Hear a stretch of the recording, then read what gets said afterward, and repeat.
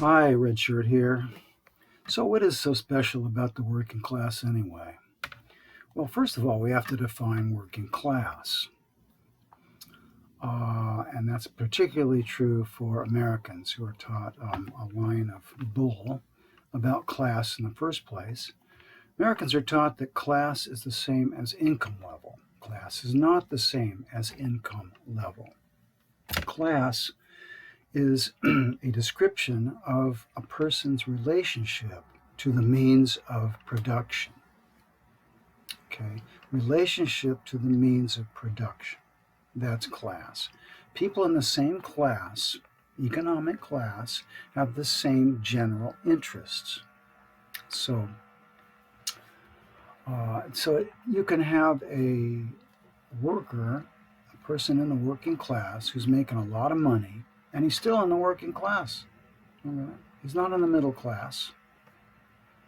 And you can have an entrepreneur, a small business person who's broke, has no money, and he's still middle class. Okay, he's not anything else. So working class is, of course, the opposite of capitalist class. There are two poles of attraction in this age that we live in: capitalist class and working class. Workers work for the capitalists, basically. Workers produce all of the wealth. So that's a very important fact, is that working people actually produce the wealth, whether they're drivers or manufacturers or serving coffee, whatever job they do, and they're not bossing anybody else, right? They're being bossed, and they got to work in order to pay the rent, in order to live. These are workers. And most people in the world are workers. It used to be most people were farmers or peasants. Now it has shifted to the cities. And of course, the cities are where workers concentrate. So now, middle class, let's talk about capitalist class. Capitalist class are the people with all the money. This is not you if you have $1,000,000. You are not in the capitalist class. If you have invested in Wall Street, you are not in the capitalist class. This is another line of bull that's pushed on us so that we will identify with our oppressors. It's terribly important that the capitalist class fool us into identifying with them so that we don't separate ourselves from them and fight them. All right? Capitalists are the billionaires and the 100 millionaires, the very, very rich people. And believe me, in this world and in the United States, it's less than 1%. It's a tiny percentage of people who collect the wealth. Basically, they legally steal it. And then they use it for their own interests. And their interests are very different from the interests of people who have to work for a living. And they're different from people in the middle classes too. Now, the middle classes include people like small business and medium-sized business. These are middle class folks. It doesn't matter what they make. It doesn't matter what their income is. That's their relationship to the means of production. They have some control over their means of production. It's their business, right? Managers are middle class. They work, so they have one foot in the working class, but they also represent the capitalists. So they crack the whip on the workers, and that makes them that makes them middle class, and they feel, the thing about the middle class is there's this nagging suspicion that they have to defend the order, that they have to defend capitalism, that they have to defend the capitalist class because their livelihood depends on it, right? Of course, we don't really believe that. We believe that they're getting pummeled just like the working class. Professors, professors, no, I meant professionals. Professionals also tend to be in the working class because they have the education that they can run off and start their own business if they absolutely have to, right? And students, although many students come from the working class, while they're full-time students, they're middle class. Okay, so these are middle classes, and of course the working class want to win them over with victories, and that's how that's going to be done. But the capitalist class invented the working class because before capitalism, before the 1400s in mercantile capitalism, there was no working class as such. There were slaves and there were serfs and there were, well, barbarians or forager hunters or all kinds of economies. But the capitalist class needed workers concentrated in cities in order to produce the wealth that they took and are taking for themselves. So they invented their own, grave diggers, or you could say children. Workers are the children of the capitalist class, and the working class will supplant them, will replace the capitalist class in a socialist revolution, of course. So why are they essential? Why are they special? What's so special about them anyway? Well, number one, of course, they are essential for wealth. They're essential for anything. They're essential.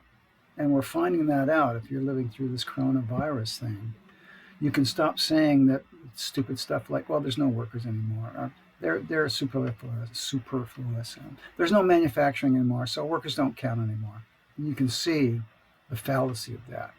So when workers stop working, everything shuts down. Workers are essential to life as we know it, right? This is a big wake-up call for the whole world, is that the working class is powerful, and the working class is beginning to feel its power. Now, there's something else and that means that workers are indispensable. They're indispensable. And that's because the capitalist class cannot make profits without workers. Yikes! Without workers, they make no profits. That's why when workers unionize, the capitalists go into a tailspin. And when the workers go on strike and withhold their labor, they're withholding profits from the profit shakers, from the capitalist class, and they panic. And when the unions started to turn against the Vietnam War, I remember that distinctly. They took a long time, but right around 70, 71, 72, when they finally turned against the Vietnam War, that's when it ended, because the rulers did not want to see a mass mobilization, mass anti-war mobilization among their own workers. This is very scary for them. So workers are indispensable, and what that means is that you can't beat them all up and throw them in jail and kill them all. You can round up the leaders, throw them in jail, but they can't round up the workers, their own workers. They'll lose profits, and then that means they'll go down in competition with the other capitalists here in this country and around the world. And they can't do that. And they'll declare bankruptcy, and they don't want to go out of business. So they can't do it to the whole working class. Now compare that to other movements, like for example, Occupy Wall Street. They were dispensable, weren't they? Because they didn't make profit for the capitalist class. So they were easy to beat up, throw in jail, chase off, and then the ones that were left standing were co-opted by, of course, the Democratic Party, the other capitalist party of the two capitalist parties, right? Occupy Democrats. As soon as I saw that, I had to laugh out loud. Occupy Democrats, yeah, right. More like co-opt Democrats and ruin any kind of mass movement. That's the job of the Democrats. Anyway, there's something else, and that is we are worldwide. We are not limited to nation state. 95% I live in the United States, and 95% of the working class does not live in the United States. See, my loyalty is with the working class. So we have this huge number, billions of people, I don't know how many, but certainly a vast majority of people in the world are workers. And that's a huge number. So we got the numbers. The capitalists may have the guns, but we got the numbers, overwhelming numbers. We have no idea how powerful we are yet, but we're learning it now. We're learning more and more every day how powerful and indispensable we really are. And that brings up the subject of solidarity. If capitalist A wants to move his or her factory to Indonesia and pay Indonesians a couple of cents per hour, well, solidarity Working class solidarity, yes, we have the same interests as those workers in Indonesia, and they recognize that about us. They will refuse. They say, no, we're not going to work for peanuts. You're not going to damage, you're not going to destroy the lives of our working brothers and sisters in Chicago. We refuse. We're not going to allow it to happen. See, that's working class solidarity because we have the same interests. And workers, unlike, let's say, farmers or rural people, workers are concentrated, usually in a workplace. And that means we know how to organize and we know how to work together. We know teamwork. We understand teamwork. We also understand how to run all these businesses.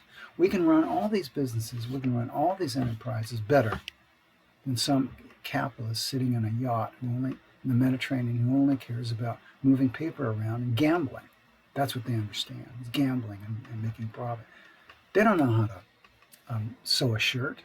They don't know how to drive a bus. They don't know how to serve coffee. They don't know any of that. We do, and we know how to work together to make it happen. So that's another reason why working people are special. And I've heard it said, well, everything's automated. We don't need workers anymore. It's all robots. Well, guess what? Robots and machines don't run themselves, do they? Workers run machines, right? We've been running machines since the bow and arrow.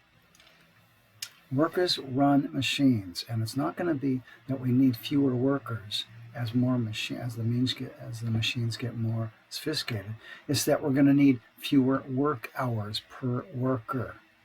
That's what's going to happen. We're going to share the work. So instead of working 40 soul-numbing hours a week, we'll be working 20 hours a week, with the same amount of pay, with good pay. Yeah, well, we'll get into the socialist revolution in another episode. Right now, just realize that automation is not going to destroy the working class, and is not destroy. It's going to strengthen us when we take charge, when we show our muscle and we show our power. Right, well, that's working class. If you enjoyed it, I recommend that you read themilitant.com. And also tune in to Jimmy Dore. He's coming around. And Crystal Ball, she's coming around to a revolutionary consciousness. And in the words of Lee Camp, keep fighting.